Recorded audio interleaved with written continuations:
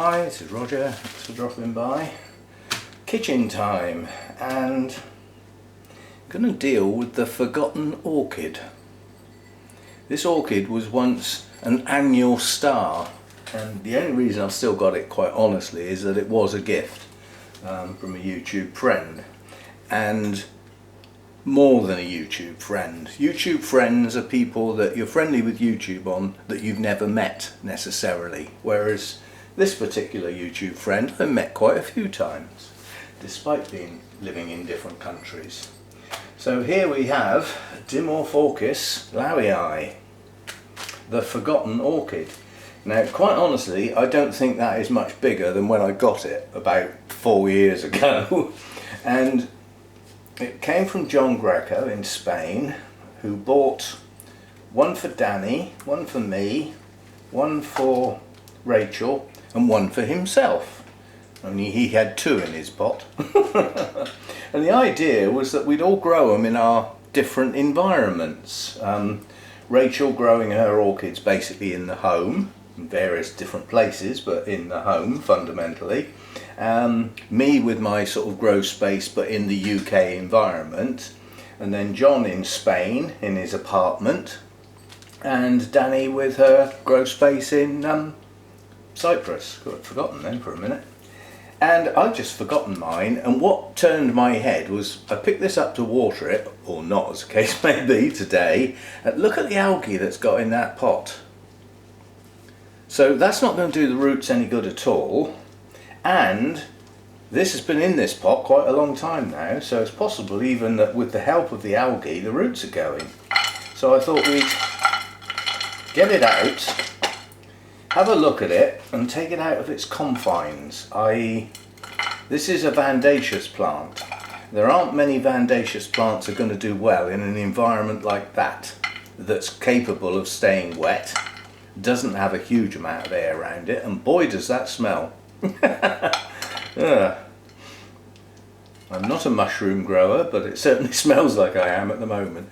Okay, so that bark has gone over, shall we say. It's difficult to say what state these roots are in. That's a healthy root with a growing tip. It's absolutely covered in algae. It's like slimy. Yeah.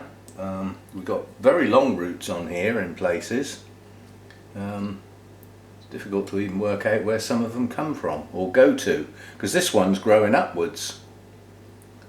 There we go. Now you can see how long it is. That's gone round the pot several times. Very, very long root, and is relatively flexible, although that looks like that's a break there.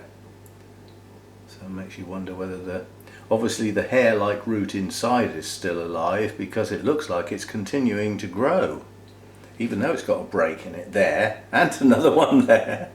And then we've got another long one here. So I'm just trying to tease some of this old bark off without damaging the roots, because it's holding the roots together, and when I repot this I want to try and separate them out a bit if I can. I'm not going to be able to get all of this old bark off without doing root damage. At best it's going to tear the velamen, which is not too much of a big deal because that will sort of repair itself, but at worst it could take a root tip off, and we haven't got many. I'm just feeling how loose they are. If they're very loose, they can be helped off. If they're tight, they're staying.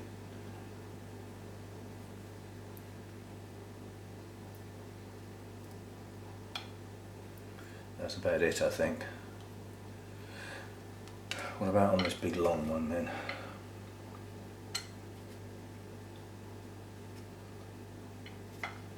Some of these are just easing off nicely. This is where I want to go careful, down this end, because this looks like it's a growing point, very surprisingly. I don't think that is going to come off, and the bit that's stuck on the actual growing tip, that's not going to come off. Right, so that's what we've got. So we have got, it looks to me like this is the latest root here. I would say that is the latest root here. But what we haven't got is a lot of dead roots, which I was expecting.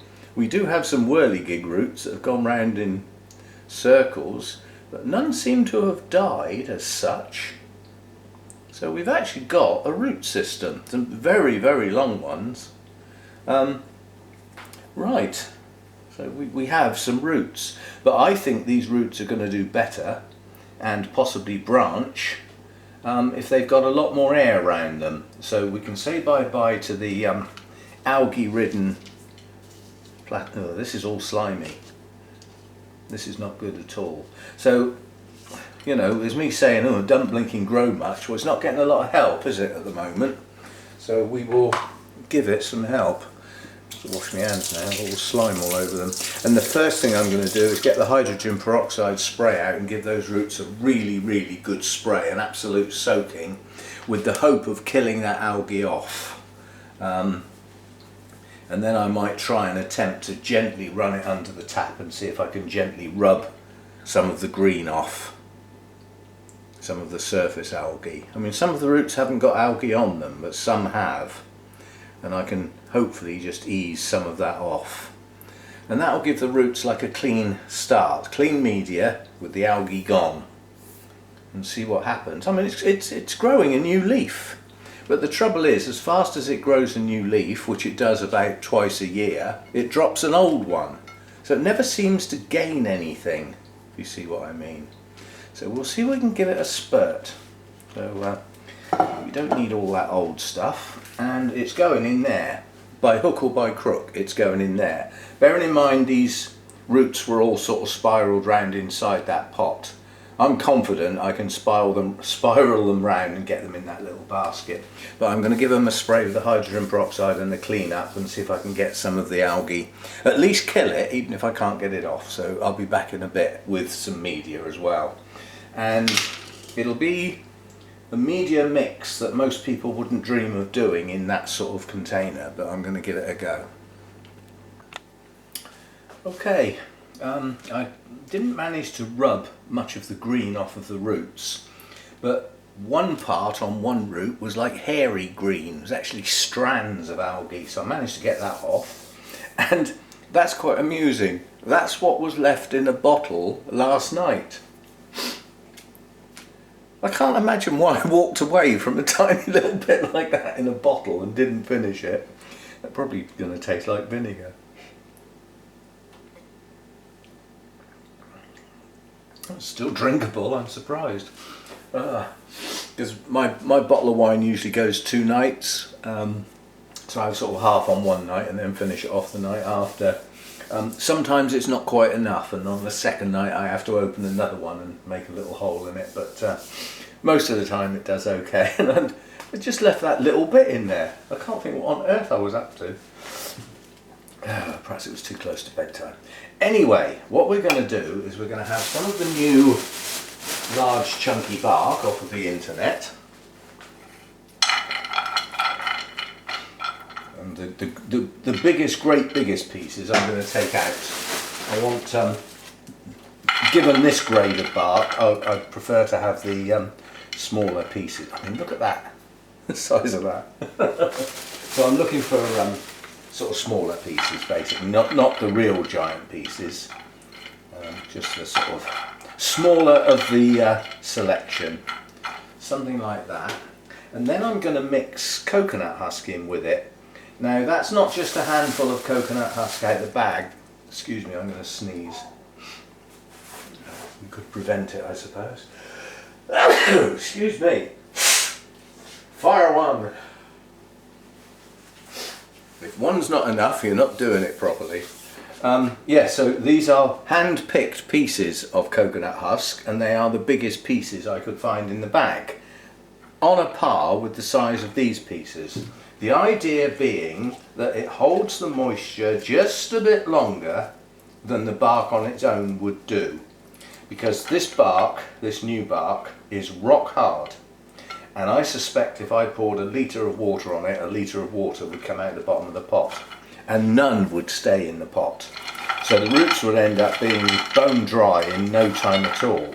So I thought, by mixing some coconut husk in with it, and when it's mixed in you'll hardly see it, because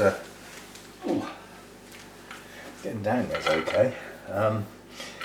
Because it's roughly the same size, but I thought it will just hold the moisture a little bit longer and give the roots more time to absorb some. So that's the idea. Right, let me just dry my hands off, and then we'll see if we can entwine this gently into the pot. I mean, it came out in a spiral, so I really don't see why it shouldn't go back in without hearing any nasty clicky sounds where they break. I reckon that's not bad. And then we'll just see if we can drop this down through the holes. Now, I'll have to guide the bark in through the holes because the roots are relatively close together and the bark and coconut husk is giant.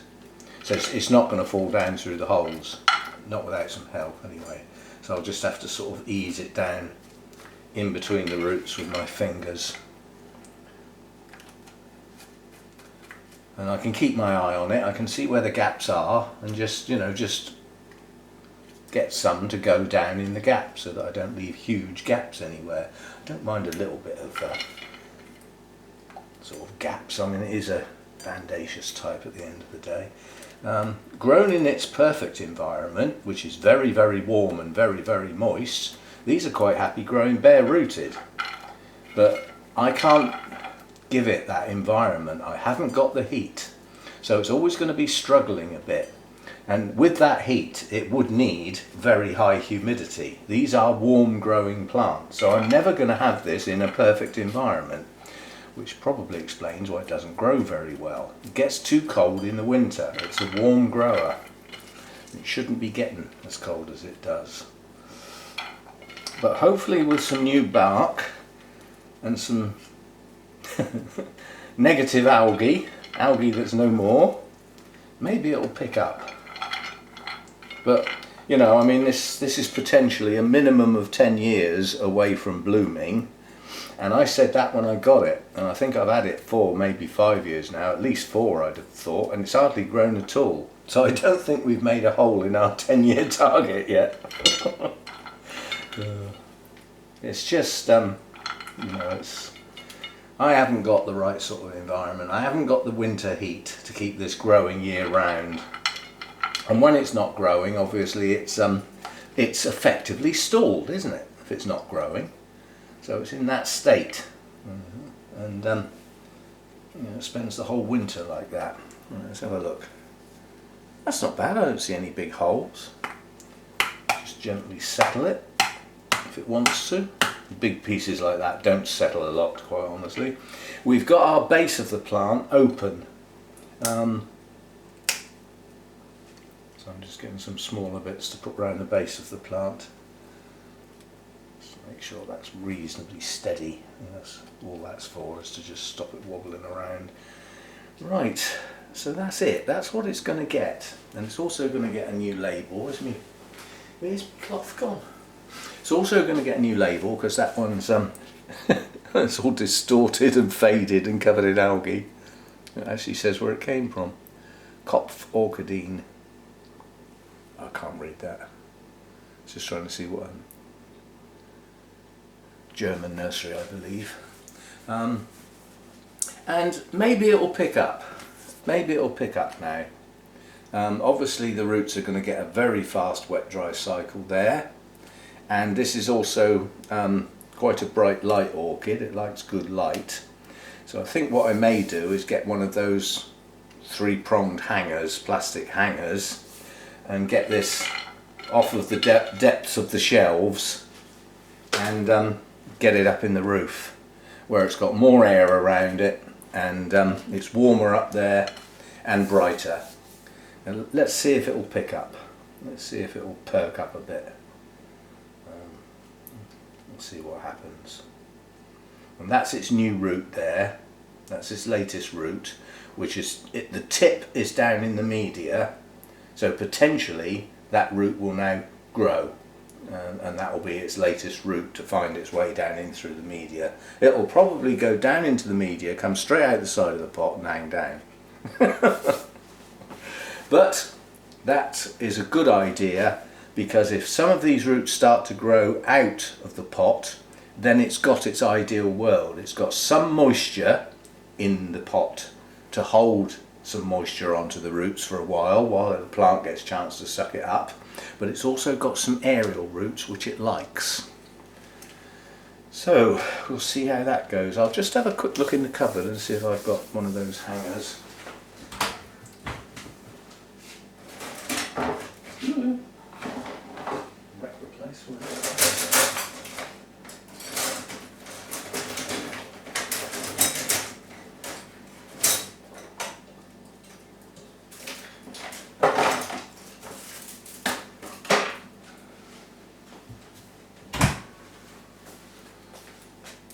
One of the little ones, and I mean these pots have got quite a good rim on them, so these things do hang on quite well.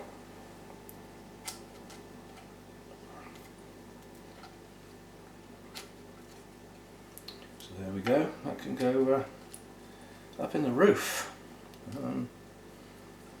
So more light, more air around the roots. Let's see what happens. So the forgotten orchid gets remembered. As I said, it's just that algae in the pot caught my eye, and I thought, well, that's not doing it any good, is it? So I thought we'd give it a chance, revitalise it and see what happens.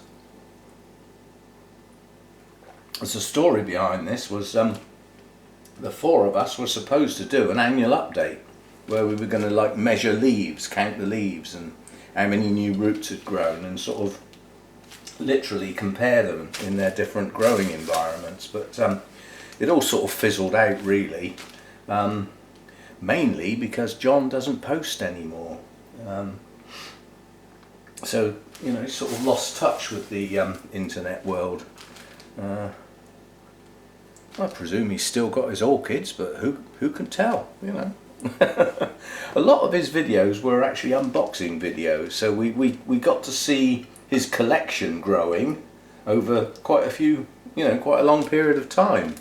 But then I presume he got to the point where he didn't have any room for any more orchids, stopped doing the unboxing videos and just sort of stopped posting, really. That's what happened. You know, I mean, people come and go, that's how the internet is. Anyway, Dimorphorchis lowii, an unusual plant in as much as the flower spikes, if you ever get them, are enormous. Up to 10 foot long, I'm told, on a mature plant. And they have two totally different coloured blooms on the different parts of the spike. So the lower part of the spike has one type of bloom, which is red, I believe, and then the top part of the spike has yellow blooms, both with patterns on the same spike, and that's how they grow. So I doubt if I'll ever see a spike on this though somehow. I saw one of these, a mature one. Who had it? It was at Malvern, and somebody came and got me and said, come and have a look at this.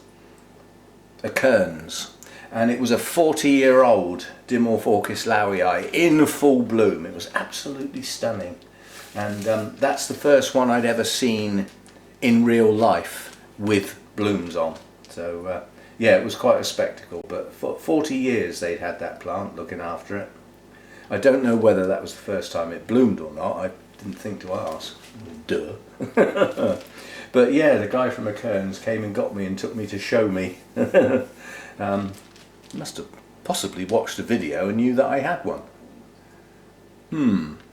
Mind you, he was showing lots of people that plant because it's just special getting one of these to bloom, basically. If you live in the right environment, in the tropics where these are capable of growing like in your garden, hanging off a tree, I'm sure people see them bloom quite often. But, you know, not in the likes of the EU. It's a rarity to get one of these in bloom. So anyway, that's that one done. Thanks for dropping by. Go and hang that up in the roof somewhere now, find a bit of space. You can go with the Vandas, actually. You can just go up in that area. So it'll go up with the Vandas and the Renantheras in that sort of brightest area. That's also not too far away from the rising heat from the heater, so hopefully get a bit more warmth as well. And we'll see if it perks up a bit. I'm sure people will say, don't forget to give us updates. Well, I might forget. I might need a reminder. But there's no point in doing an update unless something happens. So let's just benchmark it, shall we? We've got 2 small leaves, 2 much larger leaves that are relatively new, and we've got 1 leaf that's 2 centimetres long that is growing. And we have 1 new root that's a couple of inches long. Oh, sorry, we do 1 bit in centimetres and 1 bit in inches. I'm not fully metric yet in the head.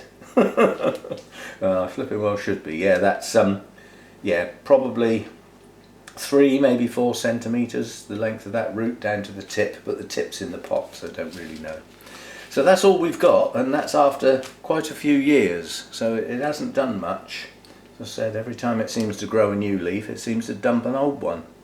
So it never seems to gain in bulk. So we shall see. See you next time. Thanks for dropping by.